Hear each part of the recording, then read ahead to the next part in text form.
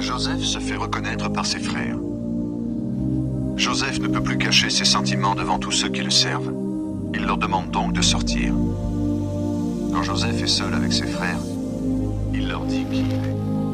Mais il pleure si fort que les Égyptiens l'entendent, et la nouvelle arrive jusqu'au palais du roi d'Égypte. Joseph dit à ses frères, « C'est moi, Joseph. Est-ce que mon père est encore vivant ?»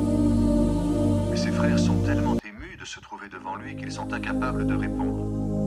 Joseph leur dit, « Venez près de moi. » Ils s'approchent de lui. Joseph continue, « C'est moi, Joseph, votre frère. C'est moi que vous avez vendu pour être emmené en Égypte. Maintenant, ne soyez pas remplis de tristesse. Ne vous faites pas de reproches, parce que vous m'avez vendu dans ce pays. En effet, c'est Dieu qui m'a envoyé ici avant vous, pour vous sauver la vie. » Joseph dit encore à ses frères, « Ici, en Égypte, c'est la famine depuis 2 ans. Et pendant 5 ans encore, nous ne pourrons pas labourer ni récolter. Dieu m'a envoyé ici avant vous. Il voulait vous permettre d'avoir des enfants dans ce pays et de rester en vie. Ainsi, il vous rend totalement libre. Ce n'est donc pas vous qui m'avez envoyé ici, c'est Dieu. Et c'est Dieu qui a fait de moi le ministre le plus important du roi d'Égypte, le responsable du palais du roi et le gouverneur de toute l'Égypte. Maintenant, dépêchez-vous d'aller dire à mon père, voici le message de ton fils Joseph. Dieu a fait de moi le gouverneur de toute l'Égypte. Viens chez moi le plus vite possible. Tu t'installeras dans la région de Goshen avec tes enfants, tes petits-enfants, tes moutons, tes chèvres, tes bœufs et tout ce qui est à toi. Ainsi tu seras auprès de moi. Je te donnerai ce qu'il faut pour vivre, pour toi, pour ta famille et tes troupeaux. En effet, la famine durera encore 5 ans. Joseph ajoute, vous le voyez bien, et Benjamin, mon petit frère, le voit aussi. C'est moi, Joseph, qui vous parle. Allez donc dire à mon père quelle situation importante j'occupe en Égypte. Racontez-lui tout ce que vous avez vu. Ensuite, amenez-le très vite ici. Joseph se jette au cou de Benjamin et tous les deux s'embrassent en pleurant. Joseph embrasse aussi ses autres frères et il pleure beaucoup. Puis ses frères se mettent à lui parler. Le roi invite Jacob en Égypte. Dans le palais du roi, on apprend que les frères de Joseph sont arrivés en Égypte. Le roi d'Égypte et ses ministres sont heureux d'entendre cette nouvelle. Le roi dit, « Dis à tes frères de charger leurs bêtes et de repartir en Canaan. Ils iront chercher leur père et leur famille pour les ramener ici. Je les installerai dans la région la plus riche d'Égypte et ils mangeront les meilleurs produits du pays. Tu diras aussi à tes frères de prendre en Égypte des chariots pour ramener leurs femmes, leurs enfants et leurs pères. Ils ne doivent pas regretter ce qu'ils laisseront là-bas. En effet, ils vont venir s'installer dans la région la plus riche d'Égypte. » Les fils de Jacob font ce qu'on leur dit. Joseph leur donne des chariots, comme le roi d'Égypte l'a commandé, et des provisions pour la route. Il leur donne en cadeau un habit de fête à chacun. Mais à Benjamin, il en donne 5 avec 300 pièces d'argent. Il envoie aussi à son père pour le voyage 10 ânes chargés des meilleurs produits d'Égypte et 10 ânesses chargées de blé, de pain et de nourriture de toutes sortes. Joseph demande à ses frères de ne pas se disputer pendant le voyage. Puis il les laisse partir. Ils quittent l'Égypte. Ils arrivent en Canaan chez Jacob, leur père. Ils lui annoncent « Joseph est toujours vivant. Il gouverne même toute l'Égypte. » Mais Jacob reste froid, car il ne les croit pas. Il lui raconte donc tout ce que Joseph a dit. Puis Jacob voit les chariots que son fils a envoyés pour le transporter. Alors il reprend vie. Il dit « C'est bon, mon fils Joseph est encore vivant. Je veux aller le voir avant de mourir. »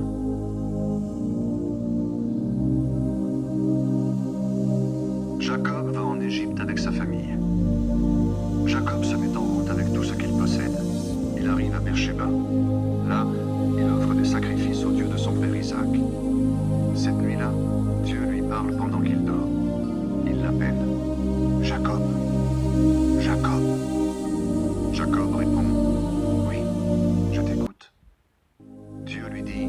« Je suis Dieu, le Dieu de ton père. N'aie pas peur d'aller en Égypte. En effet, là-bas, les enfants de tes enfants seront si nombreux qu'ils formeront un grand peuple.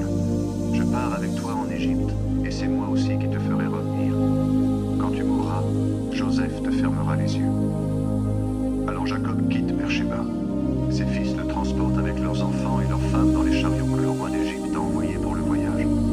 Ils emmènent aussi leurs troupeaux et toutes toutes les richesses qu'ils ont acquises en Canaan. Ainsi, Jacob arrive en Égypte avec tous ceux qui sont nés de lui, ses fils et ses petits-fils, ses filles et ses petites-filles. Toute sa famille arrive avec lui en Égypte. La famille de Jacob. Voici les noms des Israélites venus en Égypte, c'est-à-dire Jacob, ses enfants et les enfants de leurs enfants. Ruben, fils aîné de Jacob, et ses fils Hanok, Palou, Esron et Carmi. Siméon et ses fils Yemuel, Yamin, Ohad, Yakin, Sohar et Shaoul, le fils d'une Cananéenne. Lévi et ses fils Gershon, Kehat et Merari. Juda et ses fils Shelah, Pérez et Zéra. Les autres fils de Juda, Er et Onan, sont morts en Canaan. Pérez a eu 2 fils, Esron et Hamoul. Issachar et ses fils Tola, Pouva, Yashub et Shimron. Zabulon et ses fils Séred, Elon et Yaléel. Ce sont les fils de Léa et de Jacob, nés en Mésopotamie. Il y a aussi leur fille Dina. En ajoutant leurs enfants, ils sont 33 personnes en tout. Gad et ses fils Siphion, Hagi, Shoni, Esbon, Eri, Arodi et Aréli. Aser et ses fils Imna, Isheva, Ishévi et Beria avec leur sœur Séra. Beria a eu 2 fils, Héber et Malkiel. Voilà les 16 enfants et petits-enfants de Jacob et de Zilpa. Laban avait donné Zilpa comme servante à sa fille Léa. Rachel, femme de Jacob, lui a donné 2 fils, Joseph et Benjamin. En Égypte, Joseph a eu 2 fils avec Asnath, fille de Potiphéra, prêtre de la ville d'On. Ce sont Manassé et Éphraïm. Benjamin a eu 10 fils, Béla, Béker, Ashbel, Géra, Naaman, Ei, Roche, Bim, Moubim et Ard. Voilà les 14 enfants et petits-enfants de Jacob et de Rachel. Dan et son fils Hushim. Nephtali et ses fils Yaasiel, Guni, Yéser et Shilem. Voilà les 7 enfants et petits-enfants de Jacob et de Bila. Laban avait donné Bila comme servante à sa fille Rachel. Les membres de la famille de Jacob, ses enfants et petits-enfants venus en Égypte, sont 66 en tout. En plus, il y a les femmes de ses fils. Avec les 2 fils de Joseph nés en Égypte, les membres de la famille de Jacob venus en Égypte sont 70 personnes en tout. Jacob et sa famille s'installent en Égypte. Jacob envoie Juda en avant vers Joseph pour préparer son arrivée dans la région de Goshen. Quand Jacob et sa famille arrivent à Goshen, Joseph prépare son char et il vient à la rencontre de son père. Dès qu'il voit son père, il se jette à son cou et il pleure longtemps en le serrant dans ses bras. Alors Jacob lui dit : « Tu es encore vivant, et je revois ton visage. Maintenant, je peux mourir. » Joseph dit à ses frères et aux autres membres de la famille de son père : « Je vais aller dire au roi d'Égypte : mes frères et toute la famille de mon père qui était en Canaan sont arrivés. Je lui dirai encore ceci : ce sont des éleveurs de moutons et de chèvres. Ils s'occupent de troupeaux et ils sont venus avec leurs moutons, leurs chèvres, leurs bœufs et tout ce qu'ils possèdent. Si le roi vous fait venir et vous demande : quel est votre métier ? Vous lui répondrez : nous nous sommes occupés de troupeaux depuis notre jeunesse jusqu'à maintenant, comme nos ancêtres. Ainsi vous pourrez habiter dans la région de Goshen. En effet, les Égyptiens détestent tous les éleveurs de moutons et de chèvres.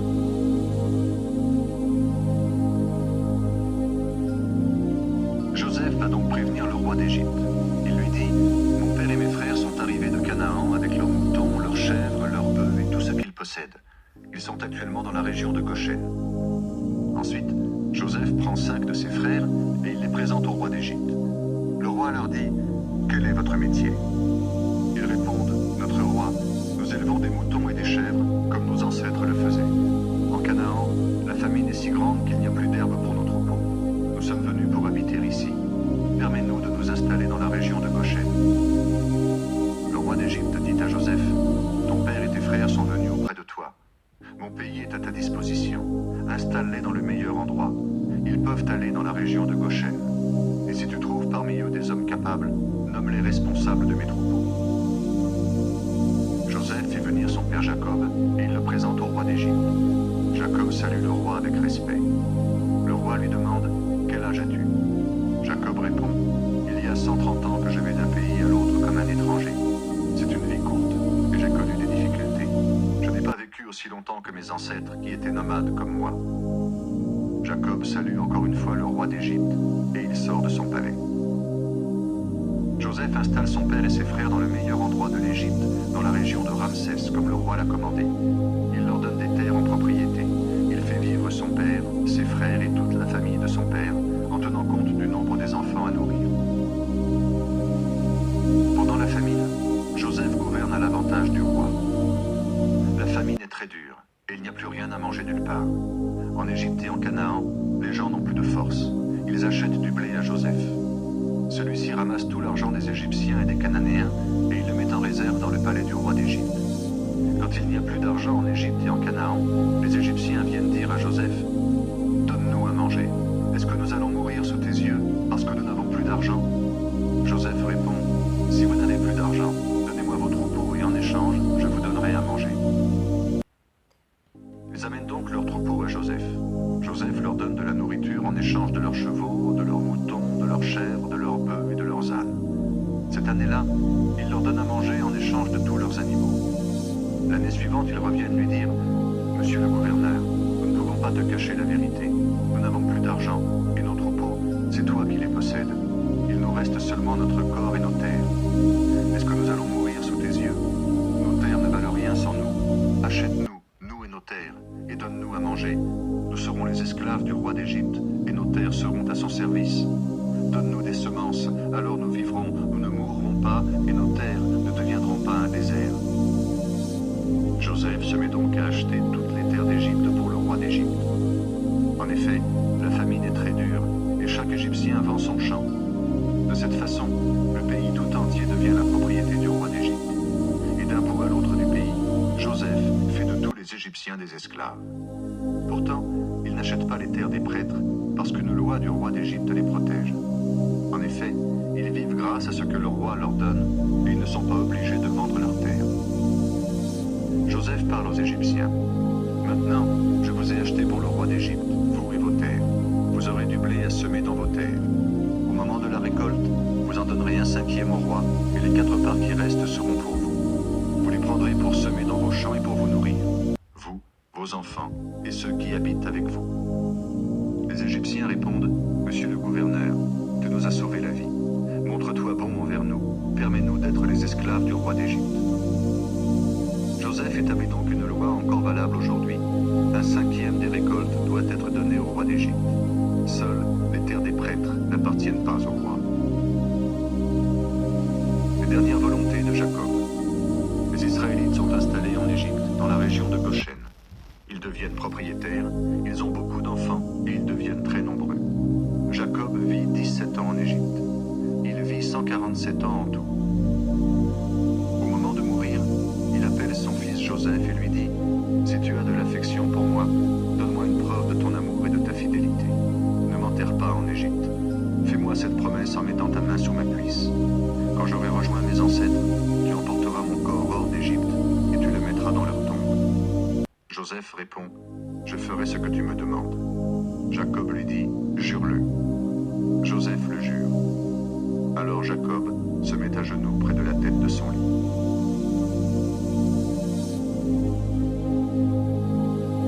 Jacob bénit les 2 fils de Joseph. Après ces événements, Joseph apprend que son père est malade. Alors, Joseph prend ses 2 fils avec lui, Manassé et Éphraïm. On l'annonce à Jacob en disant « Regarde, ton fils Joseph vient te voir. » Jacob fait un effort et s'assoit sur son lit. Il dit à Joseph « Le Dieu Tout-Puissant s'est montré à moi à Luz en Canaan. Il m'a béni et il m'a dit « Je te donnerai beaucoup d'enfants et je ferai de toi l'ancêtre d'une communauté de peuples. Je donnerai ce pays à tes enfants et aux enfants de leurs enfants. Ils le posséderont pour toujours. » Jacob ajoute « Tu as eu 2 fils en Égypte avant que je vienne avec toi dans ce pays. Ils sont pour moi comme des fils. Éphraïm et Manassé sont à moi comme Ruben et Siméon. Mais les enfants que tu auras après eux seront à toi. Ils recevront leur part d'héritage dans le pays de leurs frères aînés. Quand je suis revenu de Mésopotamie, peu avant d'arriver à Ephrata en Canaan, ta mère Rachel est morte auprès de moi en cours de route. Je l'ai enterrée là, au bord de la route d'Ephrata, c'est-à-dire Bethléem. Jacob voit les fils de Joseph. Il demande « Qui est-ce » Joseph répond « Ce sont les enfants que Dieu m'a donnés en Égypte. Jacob dit,